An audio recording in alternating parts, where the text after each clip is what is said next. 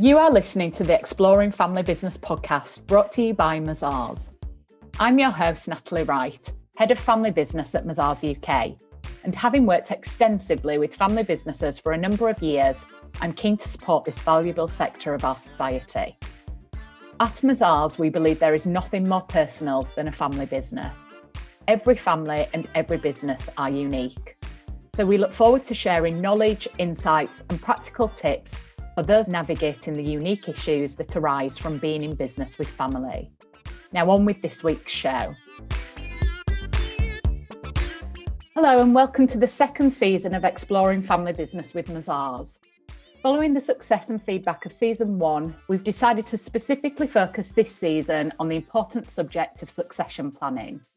We'll be delving into issues around ownership, culture, managing family dynamics, engaging future leaders, as well as preserving personal and family wealth.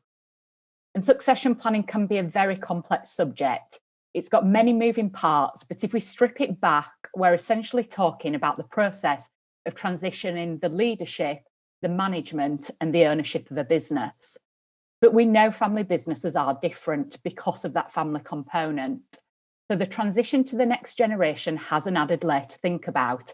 And a successful succession plan will have a determining effect, not only on the business, but on those family relationships. Today's episode will have more of a focus on how to prepare the business for succession.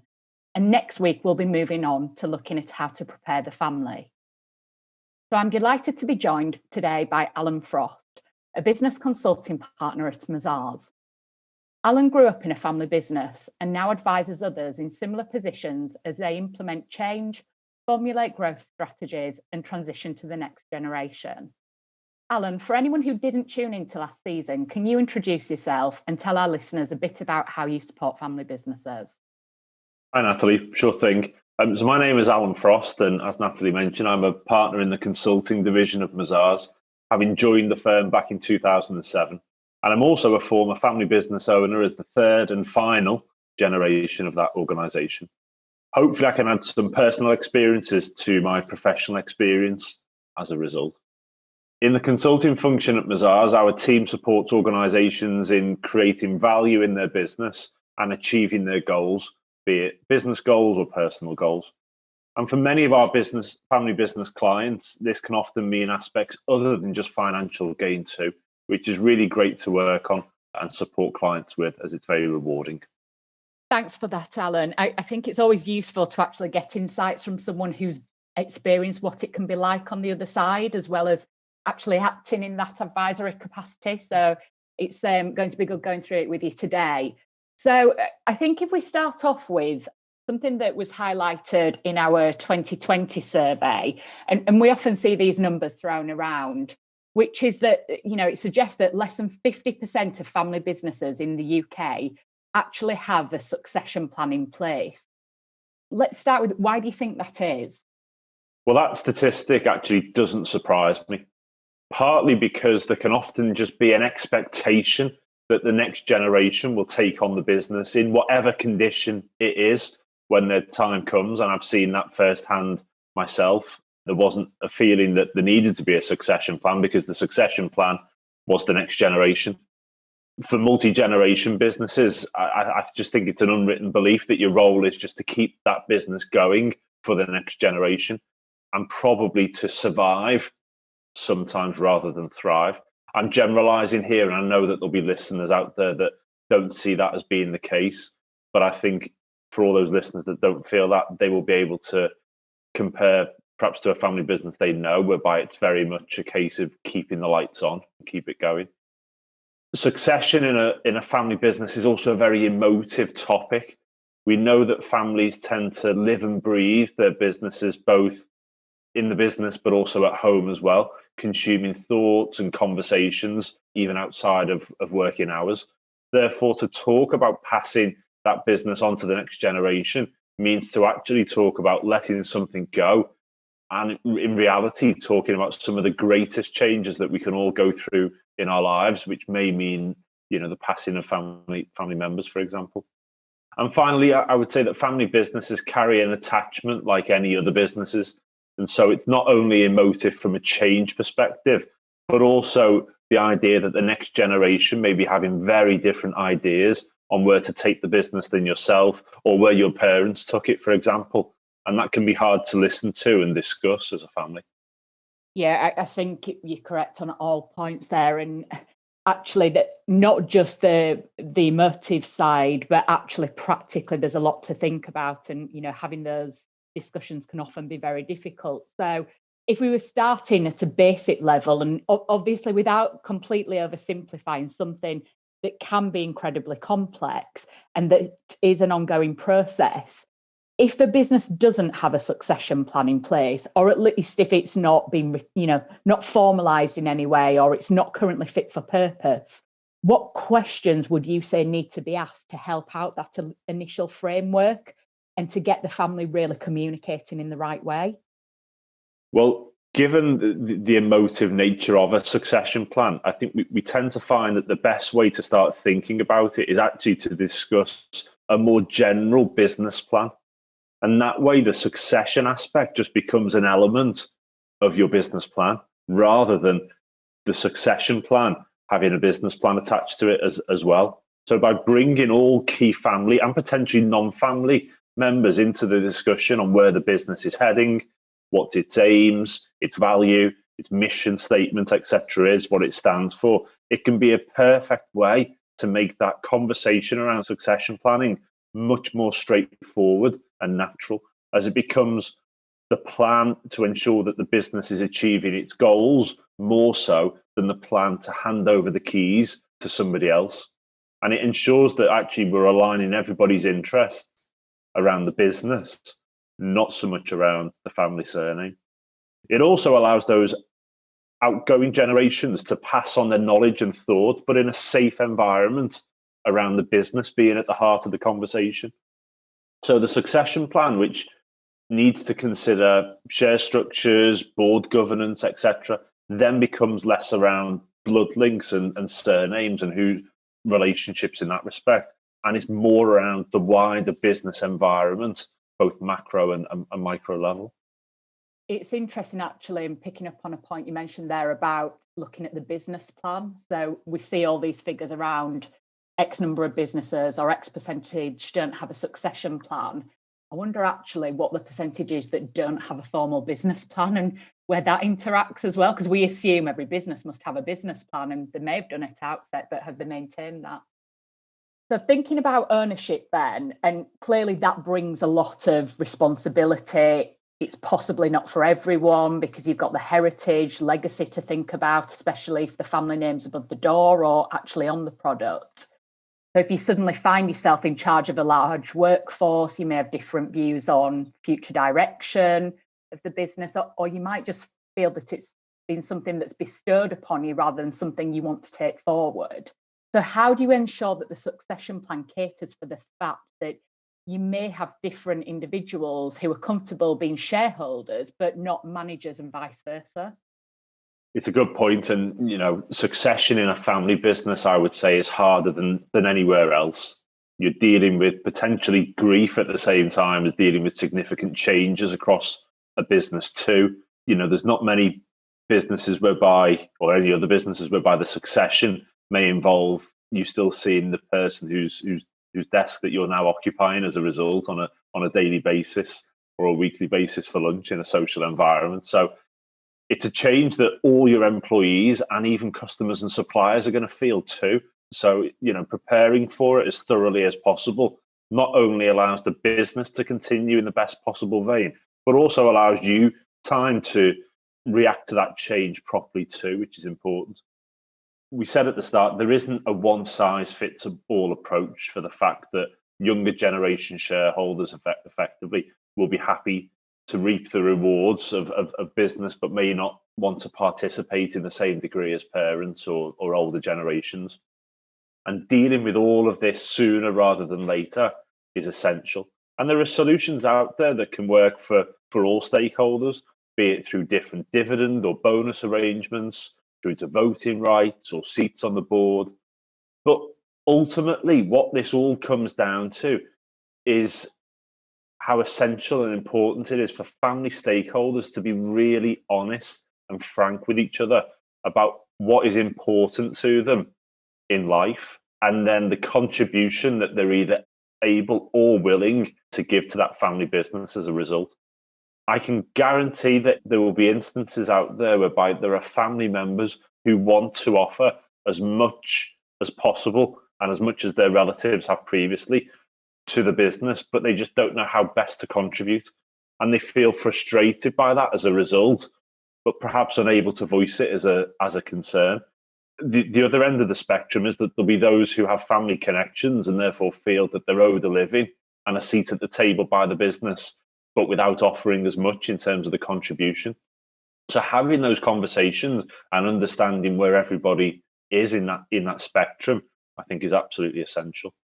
Absolutely. And so moving on to the actual process of succession then, and you did pick up on it just then, actually, Alan.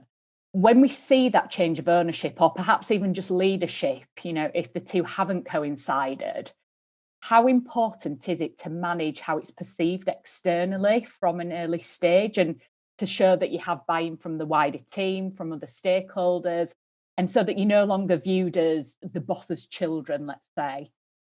Yeah, and I was in this exact position. And when I look back, I think maybe I didn't leverage that to the greatest of potential, really, in that everybody has the time and, more importantly, the skill to make their own legacy in their business. And I see many people trying to create their own role and their own name and their own story much earlier than they really need to. I have massive sympathy. I understand that, because lots of people don't want to be seen as their mother or father's child. They want to be seen for who they are. I get that. But I would say don't be afraid to ride on your previous generation's coattails for a period of time. Remember the importance and the value that people place on a family business. And I can be quite confident saying that everybody from either the wider team or outside, but be it your employees or your customers, suppliers, or other stakeholders, will probably be thrilled to see that family business continue to another generation. So you will have their full support and they'll want you to do well. Don't feel that pressure to change the business model fundamentally on day one, I suppose. Let suppliers and customers remind you how fantastic your relatives were in the business, etc. But be true to your own values and the company's values, or the values that you've agreed as a family that should represent that business. Just because your parents gave a customer extra leniency on their credit terms doesn't mean that you now have to. But it also doesn't mean that you need to bring in a new receivables policy that brings everybody's credit terms down by 30 days. Examples such as this will allow you to naturally lose the tag of being the boss's son or daughter and allow you to be recognized as a leader, which is most important. I think that's a really interesting point that you made regarding the using your leverage, and actually don't be afraid to use that and then take time to make your market. I think that's a really valid point. Coming back to what you mentioned about values as well. So we know that businesses thrive when there are clear and shared objectives. And family businesses in particular are known for embedding the values throughout the business with their employees. They're often part of the extended family. But how do you ensure that the business can stay true to its founding values, let's say, whilst also encompassing that vision and objectives of the next generation and potential changes that might be on the horizon? And how can it be tackled when you're also implementing your succession plan at the same time? Well, I think the earlier succession planning starts, then the more achievable it becomes. You mentioned, growing upon the foundations and almost the values that the business has always had. Well, people have new ideas, and younger generations, we see it, have got different values as a cohort, even forgetting the family nature. So there's nothing wrong with values changing as long as there's agreement, as to what they are and the rationale as to why they need to change. So, the aim should be that succession happens over time, not overnight, and that it's delivered through your own agenda rather than being forced due to an event that causes a dramatic change to be made. I think this allows for smaller changes to be implemented into a business and for culture to be maintained or nurtured in a way that suits the vision of the incoming generation, but doesn't move the outgoing generation aside. In order to be able to achieve that, because it's quite easy for me to stand here and say that, it's another thing doing it in practice. You need real clarity around roles, responsibilities, and how these plan to change over time. And that can be anything from shadowing more experienced members of staff, working on the shop floor before appearing in the boardroom. All of this helps. You create those shared objectives and really show that you're not just in the role because you've got the right surname. You really understand the business, and you warrant that position. Can I just ask you something on the culture point, because it just springs to mind, obviously, given everything that's happened over the last year, culture and the culture of a business has to be at the forefront now. Are you seeing kind of discussions around culture coming more to kind of the top of the planning when it comes to discussions around succession, who'll lead the business? Maybe it's not, it's been expected that culture would be a kind of intrinsic in the business in the past, but you now need to almost demonstrate it, particularly if you're wanting to create that sustainable business, attracting the right employees for the long term. I think we're seeing it less in family businesses than others, in all honesty, because I think family business has always been ahead of the curve in terms of having that culture. We see it so often that you walk around and people do feel part of an extended family in a way that larger corporates or public sector clients, for example, that don't have that. So it's much more prevalent in those types of organizations than it is in family businesses, because it seems to come a lot more naturally in terms of that culture. But we have had conversations around how do we actually maintain, because family businesses have such a strong culture. As we've gone through the pandemic, and perhaps organizations have worked less due to people being furloughed, or they've worked more remotely and not had the same physical contact that they had previously. Conversations around how do we maintain that culture, that strong team spirit and family spirit that we've generated and garnered over years and years and years, that we feel over the last 12 months has been hard to maintain. Again, every business is different in that respect, and there's been different ideas of how you do that, but it's tough. Yeah. Good to hear that family businesses are leading the way on that again there, so that's good news. And accepting that this is a huge subject to explore, quite clearly, we've touched the surface of things there, and there are nuances for each family, each business. If there were 3 practical things that the listeners could go away and action, or at least add to the agenda for the next board meeting, could you give us 3 kind of specific points? It's really tough because, like I said, this isn't something that you can create overnight, and trying to distill all the things that we've talked about at quite a high level into 3 points is hard, but let me give it a go. I'd say number 1 would be starting to have some clear and open communication. Start having those conversations that perhaps have been unspoken previously, and really ask yourself if you're sure of what your family members want, both from life and also from business, and therefore what they're able or willing to offer. Don't assume that everybody wants the part for them that you've got in mind, because it might not be the case. Then don't be too hard on yourself, and appreciate that it's an ongoing process. Don't create a succession plan and then put it in the drawer, tick it off the list, and say, well, it's done and we can refer to it when we need to. Your business is constantly changing. Life is constantly changing. And you need to plan ahead for the future to future-proof that success, I suppose. The succession planning is an element of the business plan rather than the other way around. That takes away a lot of the emotion as well, remember. And I suppose thirdly and finally, and associated with that, it would be then to start to draw out that future structure. Process brings real clarity, and it can remove some of those emotional aspects of succession and lead to better action too. You won't complete a succession plan in an afternoon, even if you away from the business, but begin to set out some timeframes in order to hold yourself and the family accountable. Outline what needs to happen by when people need to discuss things with further family members and come back, and start understanding what everybody wants out of the business, but what everyone's prepared to put into.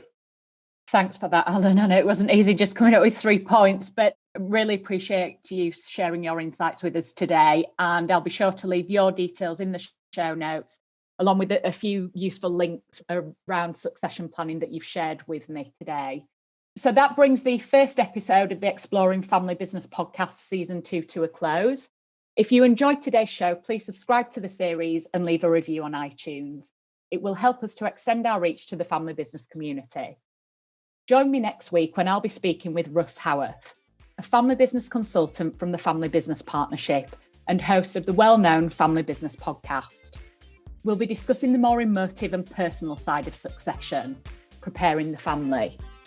I look forward to sharing more with you then, but for now, thank you for listening.